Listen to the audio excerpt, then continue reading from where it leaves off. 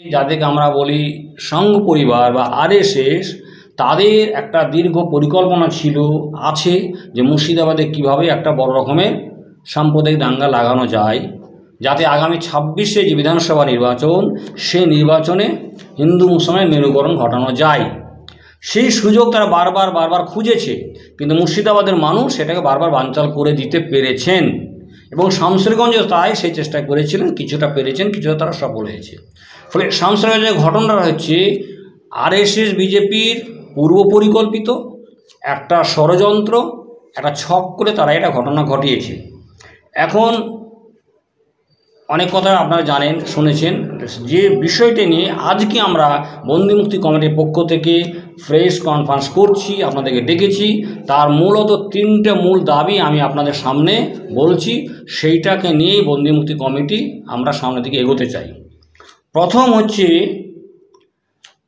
যে যখন ঘটনা ঘটে 11 তারিখ এবং 12 তারিখ, ওই এলাকার সমস্ত জনসাধারণ বারবার অভিযোগ করেছেন সমস্ত মিডিয়ার কাছে, সমস্ত পুলিশ প্রশাসনের কাছে এবং সমস্ত রাজনৈতিক দলের নেতাদের কাছে, যে আমাদের কাছে এসে যারা গুলি মেরেছে, রাতের অন্ধকারে যারা আমাদের বাড়িতে জোর করে বাড়িঘর ভেঙে ঢুকেছে, যারা মহিলাদের গালিগালাজ করেছে, মহিলাদের গায়ে হাত তুলেছে, তাদের একটা অংশ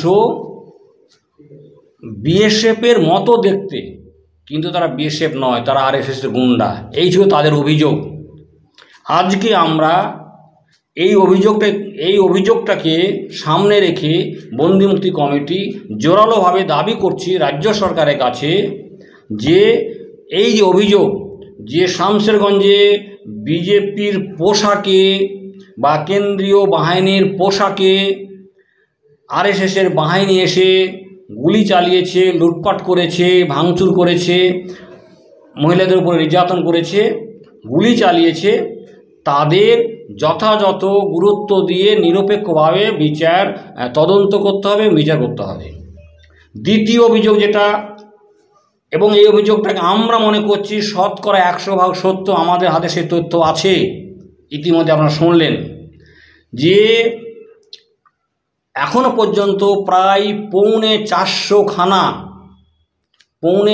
খানা এফআইআর হয়েছে। সেই এফআইআরগুলো অধিকাংশটাই ফলস, এবং এই এফআইআরের ভিত্তিতে প্রায় 5,500 মানুষের নাম আছে, তার মধ্যে 550-র বেশি মানুষকে গ্রেপ্তার করা হয়েছে। এফআইআর যখন ফলস, তাহলে এই 550 মানুষকে গ্রেপ্তার করা হয়েছে, তার অধিকাংশটাই ফলস।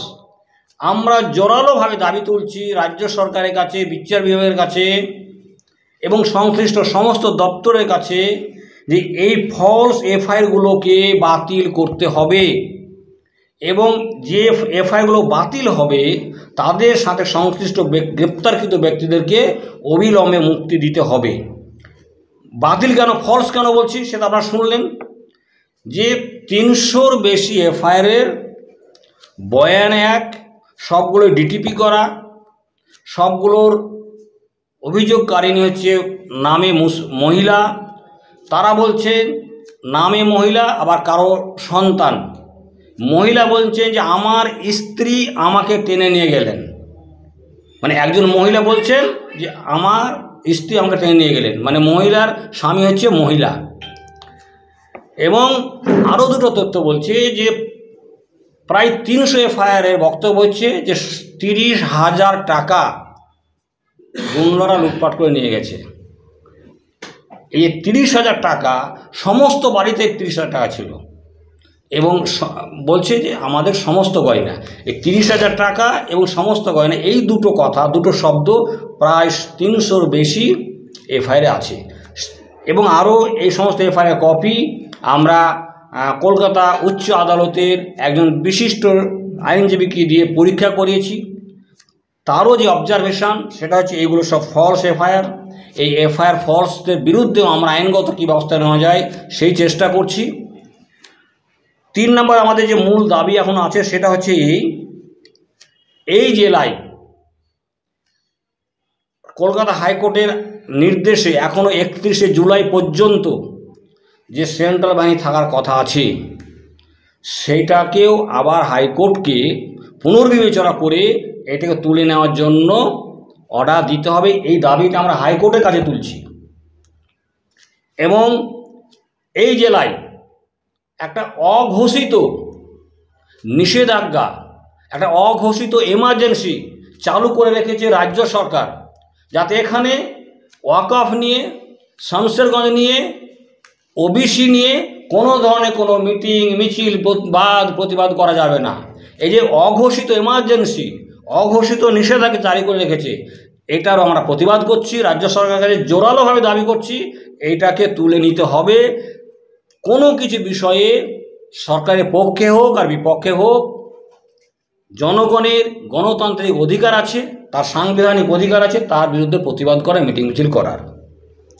এবং শেষ কথা যেটা বলবো, যে সমস্ত গরিব মানুষকে এখনও গ্রেপ্তার করা হয়েছে, তারা গরিব হওয়ার কারণে উকিল দিতে পারছেন না, তাদেরকে রাজ্য সরকার পক্ষ থেকে উকিল দেওয়ার কাজটা করতে হবে।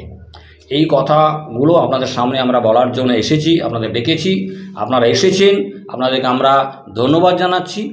এবং এই কথাগুলো আপনাদের যে মিডিয়া, তার মাধ্যমে আরও বেশি বেশি করে প্রচার করবেন। আমি দুটো কথা আবার রিপিট করছি, যে কারা বিএসএফের পোশাকে গুলি চালিয়েছিল সেই অভিযোগের যথাযথ গুরুত্ব দিয়ে তদন্ত হওয়া দরকার, বিচার হওয়া দরকার। এবং যারা ফলস এফআইআর করা হয়েছে, এই ফলস এফআইআর যে সমস্ত পুলিশ আধিকারিকের মাধ্যমে হয়েছে, তাদের বিরুদ্ধে আইনগত ব্যবস্থা নিতে হবে।